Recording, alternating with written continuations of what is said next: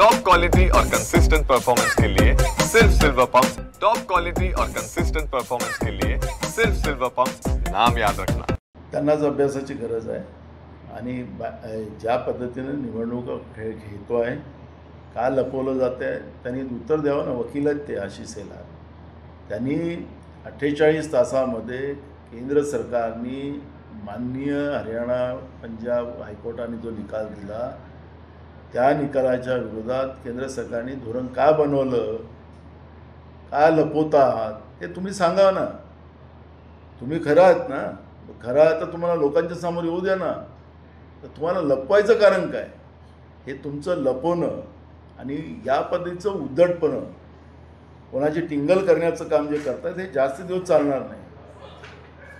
मतावर डाका तुम्ही टाकतात हे आता लोकांनाही कळायला लागलेलं आहे आणि म्हणून या पद्धतीचं उद्धटपणाचे शब्द वापरून लोकांना नामोहरम करण्याचा तुम्ही प्रयत्न करत असाल, हा जास्त दिवस चालणार नाही असा आमचा त्यांना सल्ला आहे। रोज शब्द फिरवले जातात आहे। आता तर खरं तर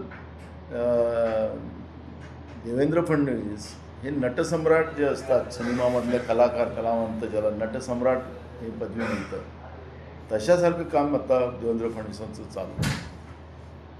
यांच्या जाहीरनाम्यात त्यांनी लिहिलं की आमचं सरकार आल्या आम्ही कर्जमाफी करू। आम्ही केलं ना।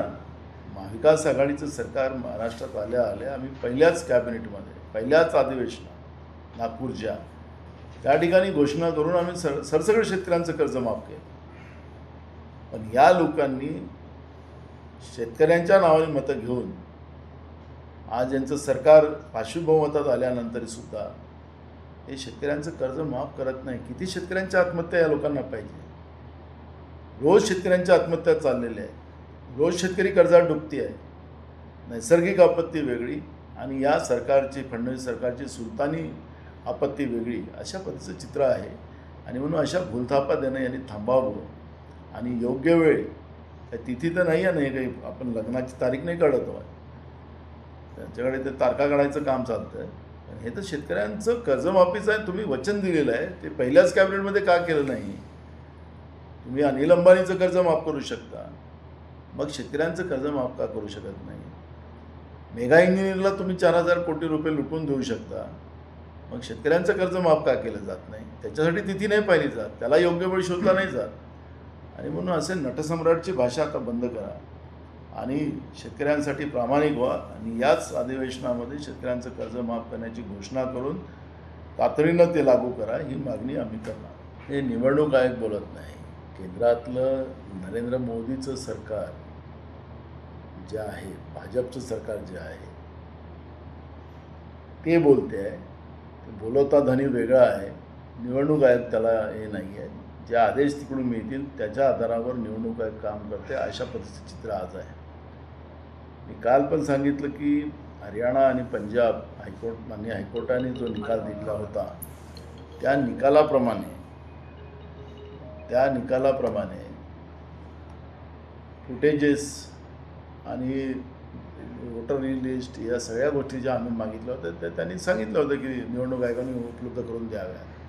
मग निवडणूक आयोगाच्या मनात या पद्धतीचं कुठलंही कपटवृत्ती नसेल तर मग यांनी केंद्राच्या सरकारकडे पत्र लिहिण्याचं कारण काय? आणि रूल 93 48 तासात बदलवण्याचं केंद्र सरकारचं कारण काय? निवडणुका ह्या पारदर्शक असल्या पाहिजे, कारण की इथं जनतेच्या मताने सरकार निवडून येतं, बेईमानीनं नाही। पण जी काही परिस्थिती आज केंद्र सरकारच्या रूपाने आम्ही पाहतो आहे, मोदीच्या सरकारच्या रूपाने पाहतो आहे, एक प्रकारची मतावर डाका टाकण्याची प्रक्रिया जी सुरू झालेली आहे। आणि त्याचंच कारण असं आहे की जेव्हा निवडणुका संपतात त्यावेळेस केंद्राचं सरकार असो की राज्यातले भाजपचे सरकार असो, त्याला जनतेचं ऐकायचंच नसते, आपल्या मर्जीनेच चालवायचं असते। दिवसाढवळ्या राज्याच्या तिजोऱ्या लुटून काही त्यांच्या मूठभर उद्योगपत्यांना कसं देता येईल याच्यावर ते लोक काम करताना आपण पाहतो आहे। आणि त्यामुळे मोठ्या प्रमाणात आत्महत्या वाढल्या, त्यामुळे मोठ्या प्रमाणात शेतकऱ्यांच्या आत्महत्या वाढल्या, बेरोजगारांची परिस्थिती वाढली, पाहिजे तेवढी महागाई ते वाढवू शकतात।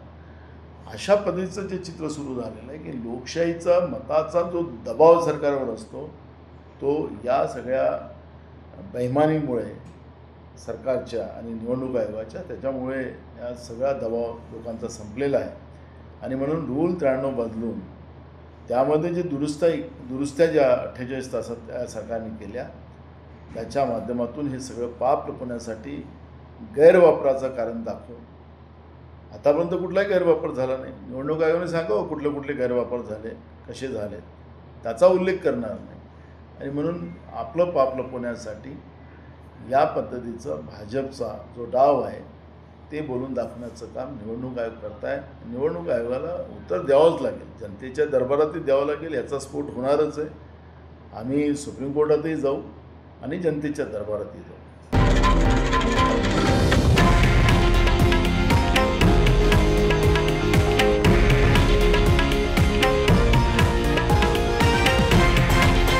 हे आहे देशातील नंबर 1 न्यूज नेटवर्क आणि आपण पाहत आहात TV9 मराठी, एकमेव.